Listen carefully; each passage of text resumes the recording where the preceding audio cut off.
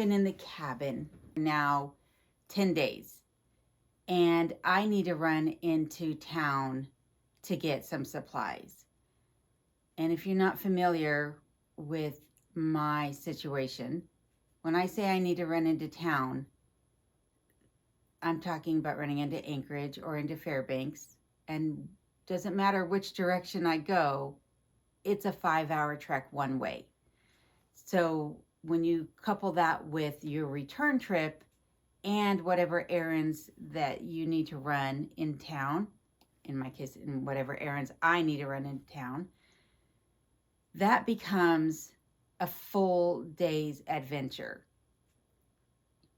So hopefully this will be my last trip into Anchorage, because I've already run in there a couple of times and I'm kind of tired of making that trek. Not that it isn't beautiful, right? The trek between here and there is really, really beautiful. But I have other chores I need to get done too, because winter is coming. I estimate the first snowfall is 21 days out. That's my guesstimate. I could be way off base, but just based upon the way things have changed since I've arrived, yeah, winter's right around the corner. There is no denying that. I need to go get the supplies, and then I need to get some wood stacked.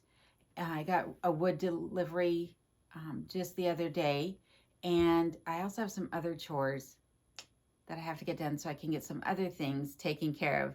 You'll see. I don't want to give it all away just yet, but join me as I get these things taken care of, and hopefully you get to learn a little bit more about me and what's going on here in remote Alaska. Let's get started, shall we?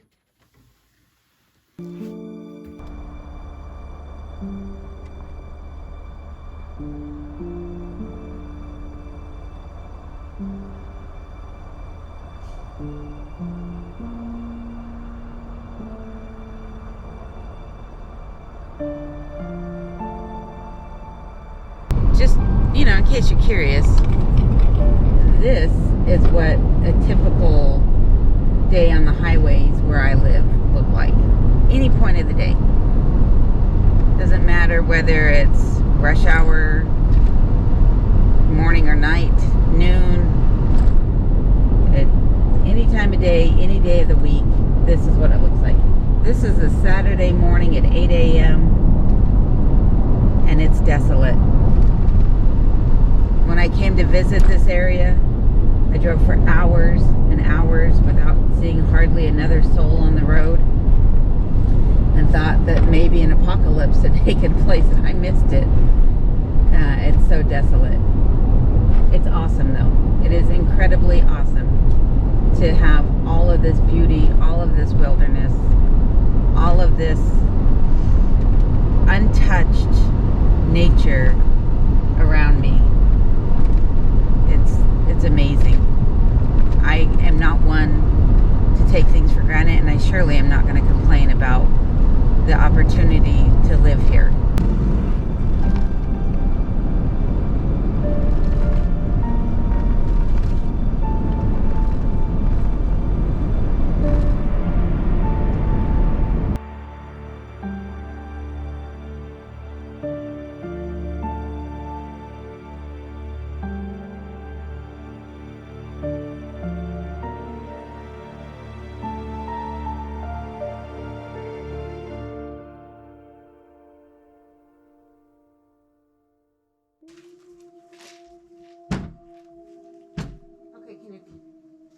Let's go in the house.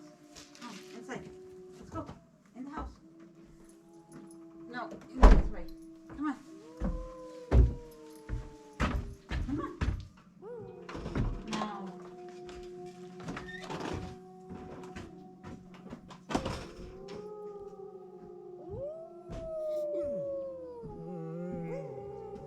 Come here.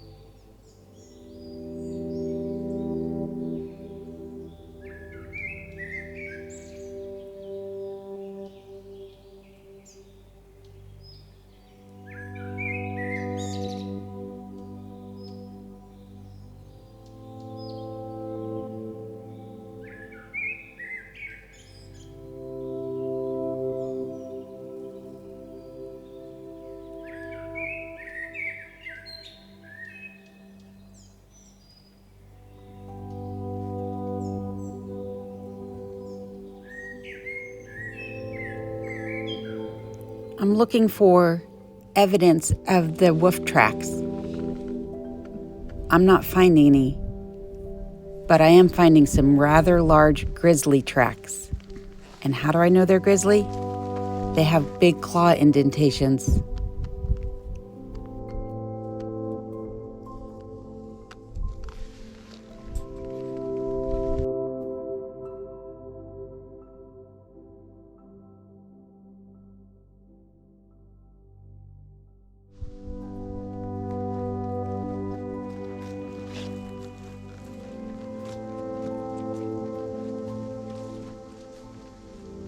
As you can see, I've recently had a tree fall on the property, which is blocking access to this tank. So I'm going to don some safety gear, grab my chainsaw, and begin to remove this tree.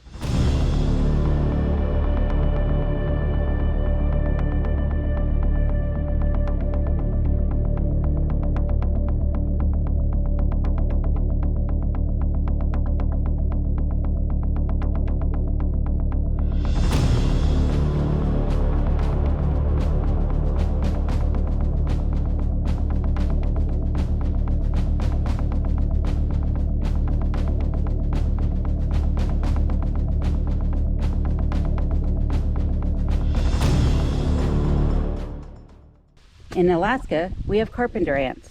And the carpenter ants happen to love to burrow inside of the trees and eat out the pulp of the wood.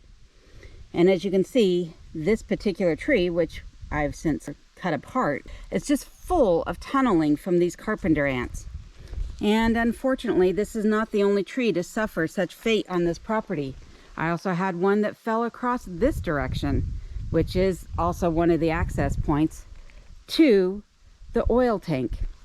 But in addition to their spruce trees, which have been affected by the carpenter ants, we also have cottonwoods. I had a large cottonwood that I had to fell in the back of the property.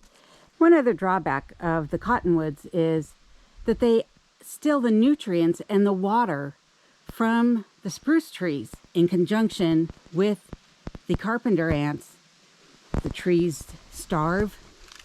They get eaten out from the inside, they suffer, and then they die. And when they die, they come crashing down in the direction of their lean, in which case just happens to be the oil tank in my house. I have my work cut out for me with the trees that have been allowed to grow up near the house. This one here is showing signs of suffering, as you can see by the browning of the needles at the innermost parts of the branches. Due to this, I'll need to fell this tree as well, but I have one more issue, and that's the yard bomb, aka the propane tank. This tree will be cut at a higher level than I would normally cut. Normally I would try to cut down low to the ground, leaving as little of a stump as possible. But in this case, I have to raise the level of my cut and make sure that I have this tree pulled so that it falls away from the house and not towards this tank. I'm very fortunate with the trees that have fallen on their own, that they fell in the direction that they did, landed where they did, and that they did not do any serious damage to either the propane tank, the oil tank, or the cabin. I have a ton of saplings growing up along the property as well. I'll need to cut these down. But in addition to these, I'll also need to cut down a couple of acres here along the back where the garden should be. As you can see, they go from here, which is right up against the house, all the way back to the tree line. And I'll need to cut all of those down sooner rather than later. I'd like to get them cut down before the first snow falls, so that I don't have larger trees to deal with come spring. So I have my work cut out for me. I kept hearing noises in the woods and thinking that the wolves had returned. I couldn't have been more wrong. It was a porcupine, or a couple of them. I kept hearing them. Every time I'd go outside, I couldn't see what was making the noise until finally one day I just happened to look in the right place at the right moment and found him. Still, I'm not going to take my chances. I'll let him be. I'll finish my chores later.